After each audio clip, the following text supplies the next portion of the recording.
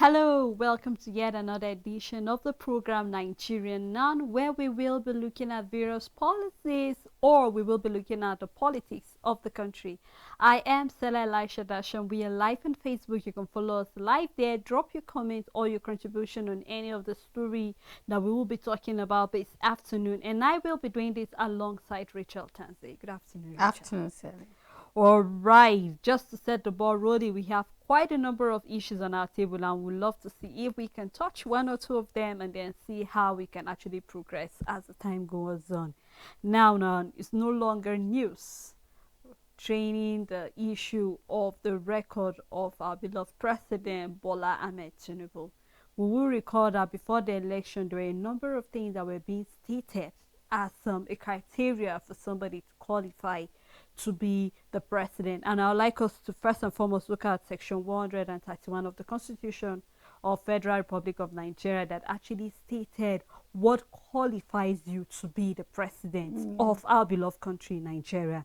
Now, they said the president shall be qualified for election to the office of the president. If, I don't know if our control unit can help us display that, thank you so much. And then the first one here said he is a citizen of Nigeria by birth. That is the first condition for him to be qualified for the election of the president. Secondly, he has attained the age of 40 years. Thirdly, he is a member of a political party and is sponsored by that political party. And then finally, he has been educated up to at least school certificate level or its equivalent. Now, the bone of contention over the period training the election of our President Bola Ahmed Tinubu was the issue of whether he actually went through the four corners of a school or not. And over, we've been hearing him saying he did. And a lot of Nigerian stakeholders, a lot of people kept asking the question, okay, if you actually attend a school, can we have pictures? Can we have at least something, a document, a record that actually can testify and say, yes, you went through this school, you have the certificate and all of that. And we know that this is an issue that did not just start when Bola Ahmed Tinubu wanted to get into the office of the president. This is something that started as early as when he was the governor of Lagos State. And then back and forth. A lot of Nigerians got tired, and then no wonder the rumor kept going around that maybe just maybe he didn't actually have the certificate. And we know the back and forth that actually also came when we had the issue of the tribunal, where we had the Labour, the PDP, and the APC also trying to, submitting their petition to say they do not agree with the qualification being given, or they felt that the president, Bola Ahmed Tinubu, is not qualified to be the president. And we saw when the PDP presidential candidate in person of Atiku kept pushing, and it got to the point that, all right, if you say you went to the Chicago State University, then we need to have a document, a record that will say, yes, you went to that university. And then recently, we remember about a week or so when the president, after Tinubu or Atiku, was being given the permission to get it, the president went and said the court should actually paint it, but then we saw that another judge came and she said, no, this result needs to be, because so that this will be done. And we saw finally the record of his result was being displayed, and then Nigerians have it. Now, the bone of contention, there have been a lot of controversy training this whole issue. A lot of people say that even the result he gave, which happens to be what the school he gave or the certificate he gave to actually be Chicago, is having sex, having there as being a female. Now, a lot of people are saying that maybe that is a result forgery, but then we saw that they said that it was an error and it's being permitted. But a lot of Nigerians, the question right now in the minds of Nigerians is the fact that why did you delay this? If you had a result, it was as simple as fetching a result, giving it, displaying it, or even asking the Chicago University to just display your results over the entire world to know that yes, you went this. But why the back and forth? So a lot of tweets on X now, a lot of people have been saying that he shouldn't have gone that far. It has even got to the point we have Kiyamo talking about the presidential publicity. Is also talking about the fact that maybe the PDP have been beaten and that's why they're going to that extent. Now, I just want to hear your own reaction on this whole Sele. controversy back and forth coming from the president, his result, and all of that? Sele, the first thing for me when I saw this constitution is me wishing that our lawmakers won't be lazy and make us a new constitution. It's not even amendments. We don't need it's like a complete overhaul. It's like bringing down the entire building and erecting a new structure. That's what the Nigerian constitution needs, because not only are we seeing back and forth concerning constitution. We saw that when it came to the 25% of the FCT, where we are having lawmakers twisting the English and all of that. And trust me, Sele, when I said same can go for this constitution concerning the criteria for you becoming the president, because the mention is school certificate, Sele. There's no whether it's A level, there's no whether it's O level, there's no whether it's a degree. There is no mention of what level of school certificate is needed for you to run as a president. And whether we like it or not, if you take this to the court, as long as he has a diploma degree, as long as he perhaps have an O level, it's still a school certificate, regardless. It's one level of school achievement and certificate. And we have world economy where your diploma of just leaving secondary school, your O level, is good enough for you to get you a job at some certain level and all of that. And this is where I am sitting and I saying, you know what? We need a total change. Yes. But how many times are we going to keep amending this constitution? That's why I said it's not even an amendment, Sele. It's like we need it from the scratch, completely, everything. Like it needs to be turned over, because we are seeing this back and forth when it comes to our constitution. We're seeing the same saying, and the FCT with the FCT, and tomorrow is that it's not mandatory plus the FCTA, all these things. And then you wonder what is wrong with the constitution. Then maybe it was done in a rush or haphazardly, but it gives room for excesses, it gives room for manipulation. That is how the constitution is. It just gives room that people can interpret it the way they want to and the way it best suits them, and we don't need that. However, I think there is in a lot of way a foul play. Now let's just come back to the certificate. Is out there. He went to the Chicago State University. There is a certificate and all of that. And believe me, it's not out of place if people are having second thought that is a female certificate, because number one, we know that the name Bola, for example, is a unisex name for the Yoruba people. So a man can be Bola, a woman can be Bola. So all of this speculation behind it can be that, okay, people will be speculating and assuming that it's possible. However, we need proof, Sarah, because nobody has seen this certificate. We just have the court, we just have the university releasing it, and I believe that it's now left for it to be handed to INEC, I believe, because they're the one responsible for having all of these necessary documents for whoever is running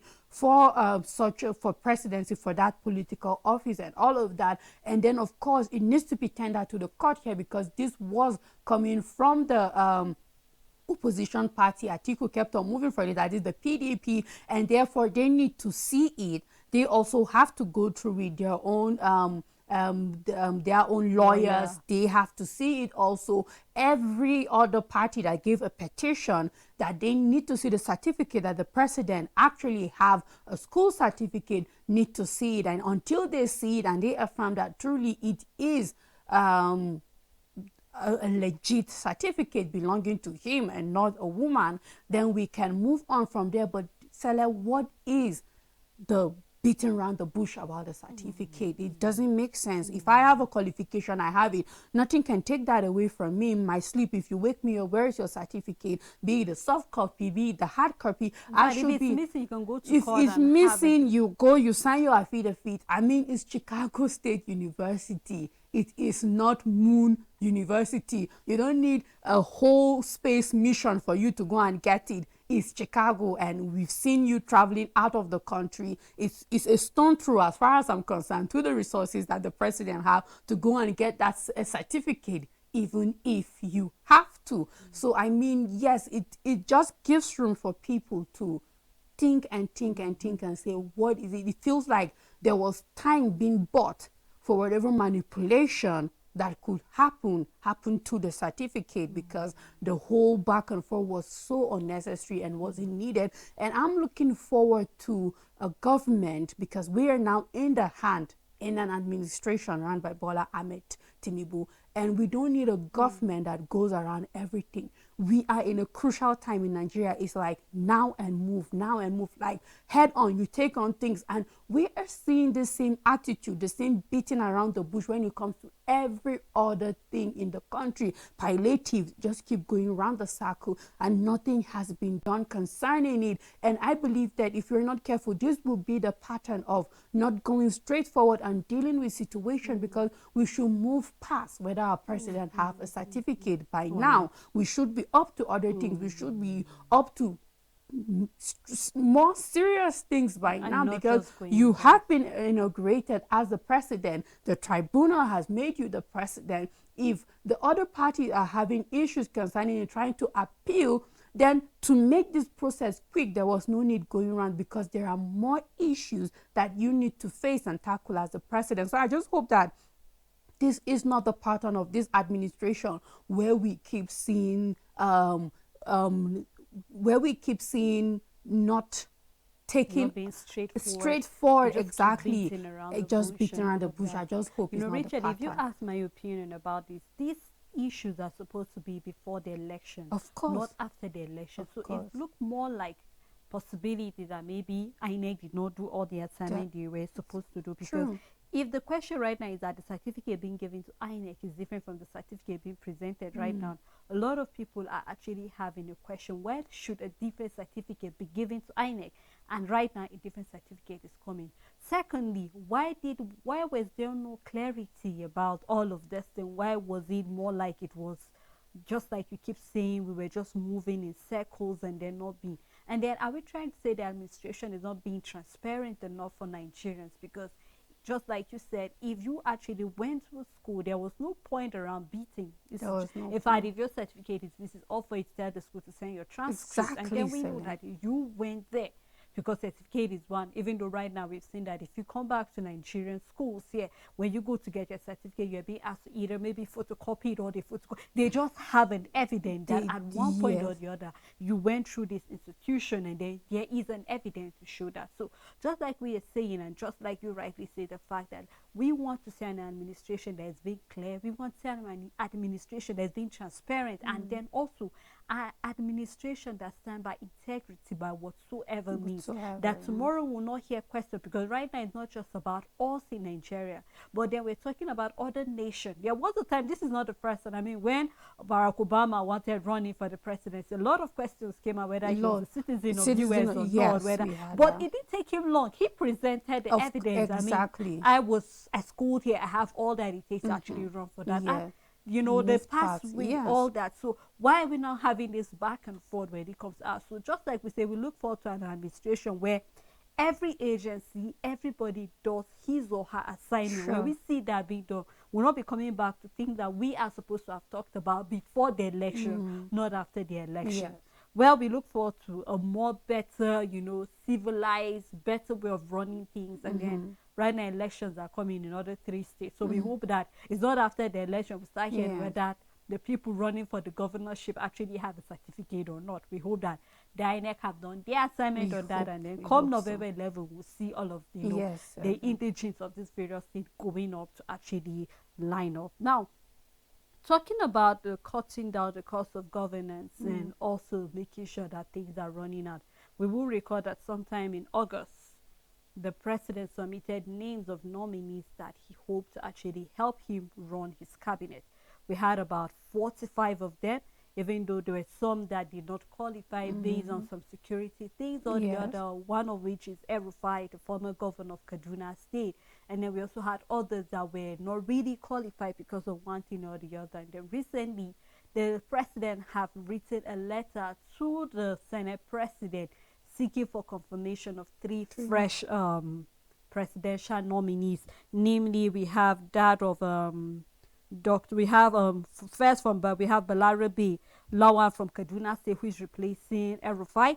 We also have Dr. Jamila Bio Ibrahim from Kwara State, and then we have Mr. Ayodele Olawade from Ondo State. Now, these are the three people that the president has written a letter giving to the Senate. And yesterday, during their plenary, they actually went through these names. And then I just hope that we don't have a repeat, because you remember during the issue of the former, or not the former right now, talking about the names, the 45 ministers that were being given for nomination, there were quite a number of questions rising, like that of where we have one of the ministers still the core member, and issues training, all of that. And then we had others still talking about constitution, saying there's nowhere that state that if you are an NYC member, You can't be a cannot minister, run for, yeah. you know, and all of those questions keep coming up. But right now we're having three more. That means we'll make the cabinet about 48.